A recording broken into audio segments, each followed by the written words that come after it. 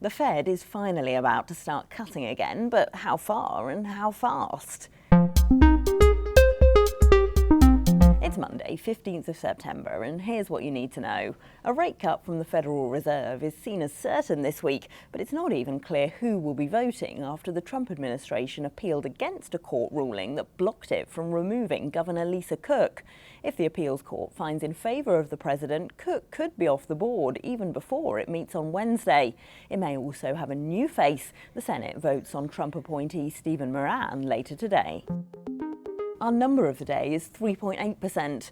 Those are the odds that policymakers opt for a jumbo 50 basis point rate cut, according to CME Group's FedWatch tool. That might seem pretty low given how weak jobs data has been recently, but inflation is still way above the 2% target. Policymakers may be feeling the political pressure, though, as the president has made it very clear he wants to see bigger and faster cuts.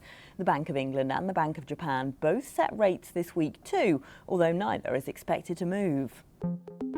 Our stock of the day is Britain's biggest energy firm, Centrica. It's pairing with US nuclear company X-Energy to build up to 12 small modular reactors in the north of England.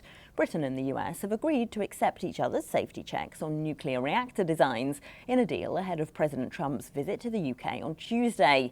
Nvidia's Jensen Huang and OpenAI's Sam Altman are among the CEOs travelling with them, and they're expected to announce AI data centre projects in the UK, which will need that extra energy to fuel them.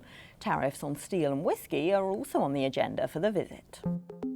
Watch out too for news on TikTok this week. The deadline for China's ByteDance to divest its US assets is in theory this Wednesday, although the US administration is expected to extend it. The app is on the table in talks in Madrid today between US Treasury Secretary Scott Bessent and his Chinese counterpart. Bessent says they are close to a deal on TikTok, although hopes for a breakthrough on a wider trade agreement are low. And that's what you need to know this morning.